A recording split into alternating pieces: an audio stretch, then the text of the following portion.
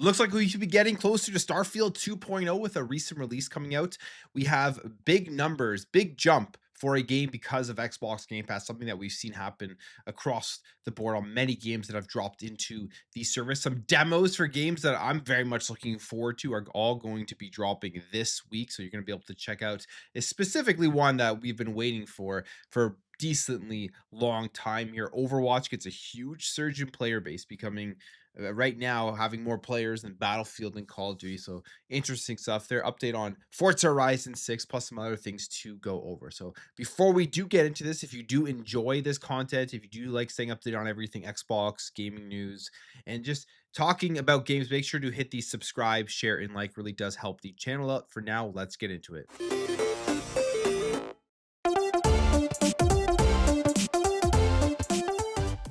So we've seen a lot of leaks about the potential of Starfield getting released on the PlayStation 5 this April. It looked like April 7th is going to be the date where they finally do bring it over to the PS5 after all of this time. So many rumors surrounding Starfield and PlayStation, and a lot of people had thought it was going to be on there a lot sooner than it was. If you go all the way back before Xbox did purchase Bethesda, there were rumors that PlayStation was trying to money hat the game and make it exclusive to the PlayStation console. Obviously, that did not happen. But it looks like finally here in 2026, PlayStation gamers are going to be getting their hands on Starfield, but it's going to be coming alongside a massive update to the game, making it basically Starfield 2.0, potentially some big content that will be dropped within, and you're going to be getting this across all of the platforms. So if you are a Starfield fan, this is something that you're going to want to look into, pay attention to, as this could be the time where you're finally going to be able to get your hands on some new stuff here in regards to Starfield. We have this here, Insider claims that Starfield's next update and PS5 port is to be revealed soon here, and this is via Shinobi on Reset Era, saying here in response to IRC, Shinobi 602 said it won't be at the state of play because there was also a state of play announcement yesterday. But Starfield news on PS5, I'm assuming, hoping to see what the next expansion is. And he says, since this keeps coming up, that's all next month. So it sounds like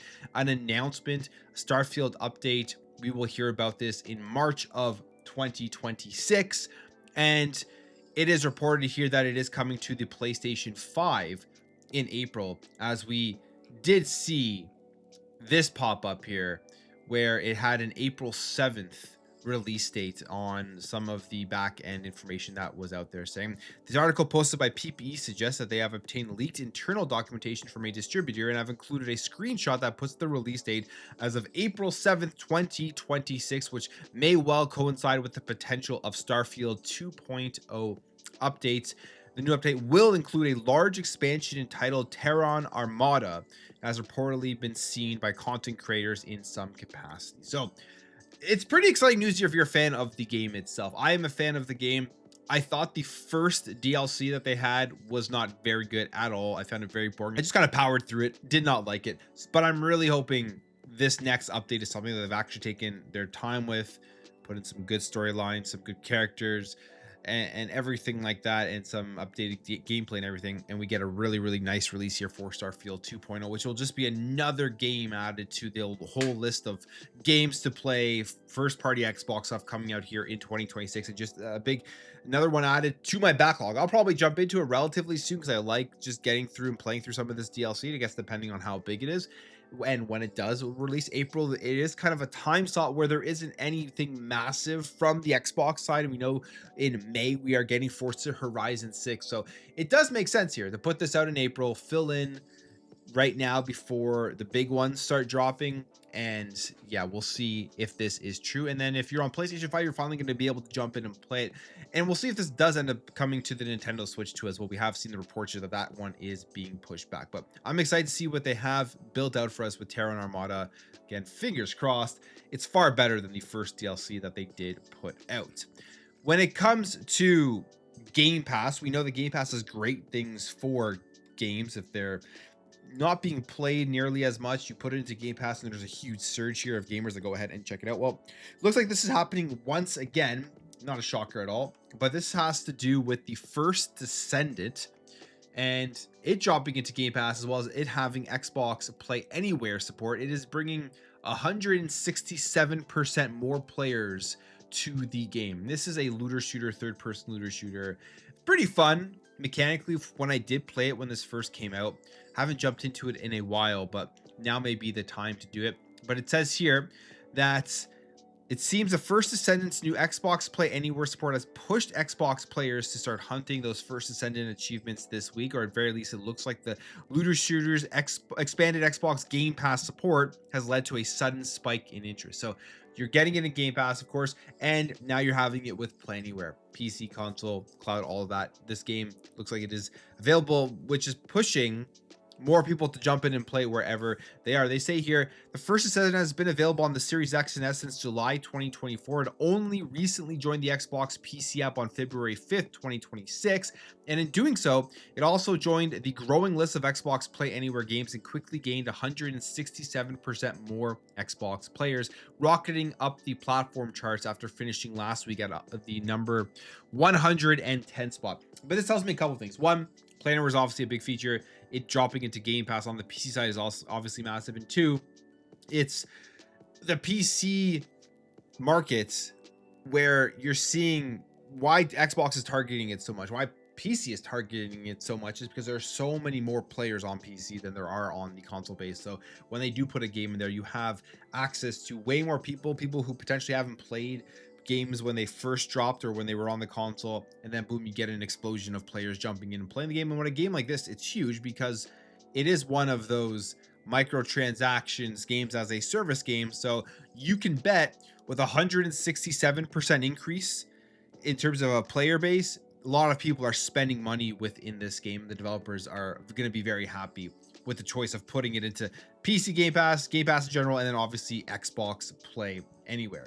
In fact, speaking of Xbox Play Anywhere, we're getting a lot of games coming to the service for it. There is another one here that has been announced with Xbox Play Anywhere, and that is Romeo is Dead. This is going to support Xbox Play Anywhere. This is the Suda 51 game. It's going to be a wild game to play through, but it arrives on the Series X and S in 2 days on February 11th, 2026. And it does support Xbox Play Anywhere. So you pick it up once, you're going to be able to play it across all of the devices. I'm not shocked. I'm honestly not shocked. We're getting more third parties taking part in this, bigger games taking part of this, Capcom games, Square Enix games. Like, there are some nice publishers here that are putting their games into the service, and I can see this continuing to happen as we move forward. From the Xbox perspective, they really need to incentivize this service, the Play Anywhere service, because they probably have some pretty big numbers here as to how many more people actually check out and play their games when they do put it into Xbox Play Anywhere. I mean, we just talked about the First Descendant, and that's another example. They probably take examples like that, show it off, show how many people jump in and play if you give gamers that option. And if you're a developer, more people that play your game, the better it is, regardless if they aren't double dipping on it or not, especially if there are microtransactions and games as a service in there. But more people play it, increases word of mouth, increases the chance that others who haven't heard about the game will hear about it. So I think that is overall a pretty big win here. And I think the numbers are probably relatively low for the people that actually go ahead and purchase the game twice, especially when it does end up launching. And if it's not one of those bigger, more popular IPs, it doesn't really probably affect them too much. Like, I don't think that many people, if this was not an Xbox Play Anywhere, we're going to go ahead and purchase Romeo is a Dead Man on more than one platform. So Game Pass, we've been talking about this, and one of the interesting things that they have continuously done is expand out, add more perks to the service, work with more companies, EA, Ubisoft, and then just give you more stuff in the actual Game Pass service itself. We're hearing reports here, and this is going to be super interesting to see how this does end up playing out, because how they do this is massive. If they do not ever end up increasing the price again, or at least in a very long time, and they add more services into Game Pass Ultimate, that will incentivize a lot more people to want to stay on Game Pass Ultimate. But we have some early reports here, some in the early stages of negotiations of expanding Xbox Game Pass. This would be following the major overhaul we did get last year with Premium and Ultimate, and then the price raise and everything, and then adding Fortnite in there, which I think actually if you are a fan of Fortnite and you're playing through that, that is actually a good deal. But we have this here. This is from the Verge article, from Tom Warren's article, saying, while the free Xbox cloud gaming won't be a new Game Pass tier, sources tell me Microsoft is in the early stages of exploring the ways to expand its Game Pass subscription lineup. After a Game Pass Ultimate price hike in October, I understand that Microsoft is looking at ways to bundle third-party services with Game Pass subscriptions and potentially even merge Xbox Game Pass Premium and PC Game Pass together. I wouldn't expect to see any major changes to Game Pass this year, though. So if they are continuing to negotiate, you have to think about some of the services out there that they could end up adding. Imagine they added the whole GTA subscription to this. It would be massive. If there is one here with online with GTA 6, where you pay a monthly fee and you're getting content within their online services, if they added something like that into the service, that would be huge. Because of course GTA 6 is only releasing on the consoles when it does end up coming out. The other thing here is, with no changes coming this year, there will probably more than likely won't be a price raise again. I feel like $30 is definitely a upper limit for a lot of people. So if they raise the price again, I don't know how good of a move that is, but if they did, they would have to be adding in a lot of stuff. The other thing is, how and when are they going to get rid of the paying for online? Because that's included with Game Pass. You, to play online, you have to be subscribed in one way to one of the tiers of Xbox Game Pass. But as we move forward into the next generation, if it is just Windows full screen experience with obviously all your console games and everything on there, because we've heard the reports here that it will be fully backwards compatibility with your current library, they're going to have to get rid of the pay for online side of the Game Pass subscription. It really will make no sense, because you could just boot into the Windows mode and then you're not paying for online anymore. So it would make no sense to force that on the console side of things anymore. And they're going to lose revenue from people who potentially only pay because of that. How are they going to try to attract those customers to stay subscribed to Xbox Game Pass? Because they would be subscribed in the lowest tier, and it's because maybe they just want to play some games online. How do they keep those customers subscribed?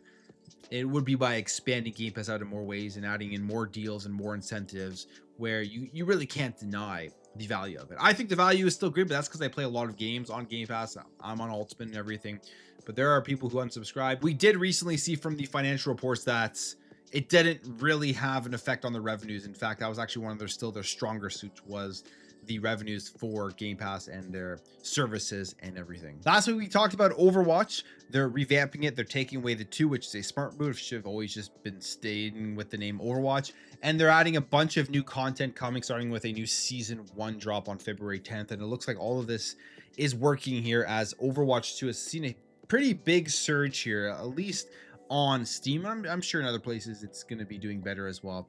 And this all comes here, as you can see on Steam. It's actually ahead of games like Call of Duty and Battlefield 6, which is pretty good if you think about the fact it really don't think was hitting with a lot of people when they did do the original Overwatch 2 and everything. It was not as big as it was with the first one, but they say here Overwatch's Reign of Talent Season 1 drops on February 10th, and it contains not 1, not 2, but 5 new heroes to choose from, including the viral hit Jetpack Cat support hero named Fika, which was previously teased and scrapped concept art almost a decade ago. And that's probably playing in a lot here to actually people jumping in and wanting to play. I feel like cats, dogs, they always get people back in to checking out a game that they were previously playing and then had fallen off. But again, you can see the player base here. So we'll see how this does, if this revamp will end up working. I mean, the game itself is good. It's not a bad game. It's just, I feel like it did not hit home with as many people with what they were adding in there,